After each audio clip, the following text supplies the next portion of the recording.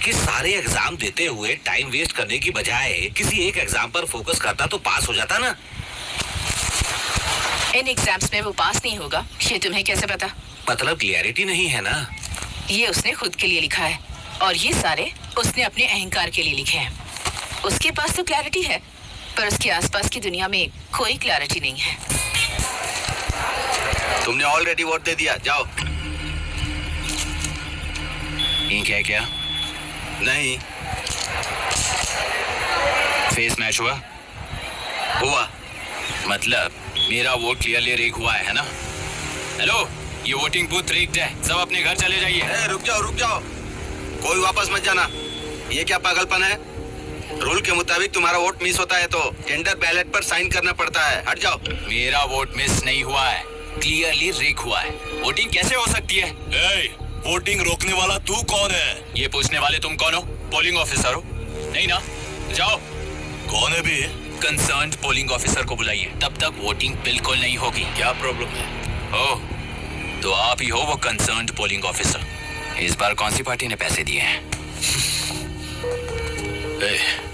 पागलपन दिखाने की जरूरत नहीं है। टेंडर बैलेट पे चुपचाप साइन करो और निकलो। टेंडर बैलेट पे मैं सिग्नेचर क्यों करूं जब क्लियरली मेरा वोट रीक हुआ है? और कितने वोट रीक हुए हैं क्या पता? इस बूथ को रोकना ही होगा। बड़ा मत यार, यहाँ से निकल लेते हैं। चल नहीं। मैं क्या कर रहा हूँ मुझे पता है, तू जा यहाँ से। ओए क्या कर रहा है बे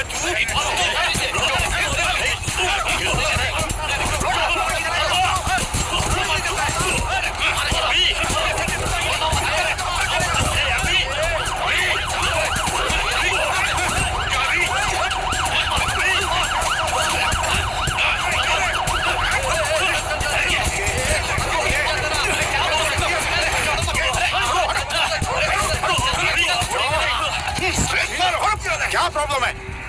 कुछ नहीं, इसका वोट मिस हुआ बोलकर पोलिंग रोकने की कोशिश कर रहा है। मिस नहीं हुआ है, मेरा वोट रीक हुआ है।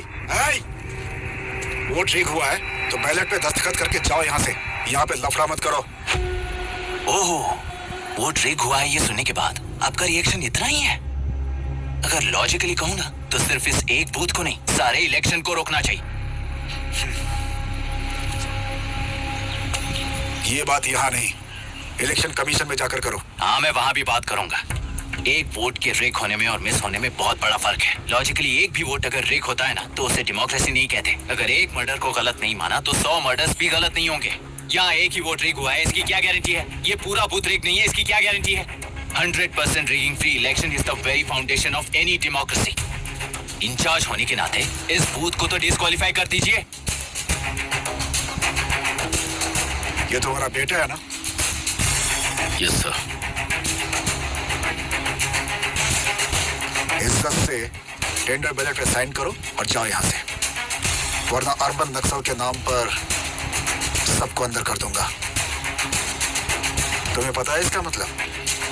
तुम्हारा MIT एडमिशन, अमेरिका का ड्रीम्स सब बर्बाद हो जाएगा। निकल जाओ यहाँ से। शर्म नहीं आती ऐसी बात करते हुए? कलेक्टर के तौर पे आप इस जिले के सर्वोच्च प्राधिकारी हैं। आपको उन्हें अरेस्ट करना चाहिए जिन्होंने पुलिस के होते हुए भी हम पर हाथ उठाया। अर्बन नेक्सल्स तो वो हैं जिनकी रक्षा करते हुए आप हमें धमकी दे रहे हो। कुछ समय के लिए इमोशंस को किनारे रख के बात करते हैं। आओ।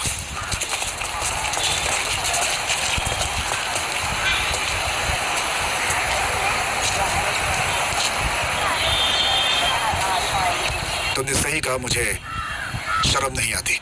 मुझे ही नहीं बल्कि तुम्हारे पापा और पुलिस को भी नहीं आती। पॉलिटिकल लीडर्स के दबाव में रहने वाले सिविल सर्वेंट्स को कभी नहीं आएगी। अभी तुमने कहा ना, उन गुंडों में और हमें कोई फर्क नहीं है। छोटे, इस देश में हर कोई इंजीनियरिंग पर कितना मिलेगा, मेडिकल में कितना मिलेगा, MBA करने पर कितना मिलेगा, इस तरह से हिसाब लगाते हैं। लेकिन IAS बनने वाला सिर्फ देश का कितना भला होगा ऐसे सोचता है। पर सिलेक्शन के 6 महीने बाद ही, जैसा तुमने कहा, बिना शर्म के जीने की आदत बना लेता है।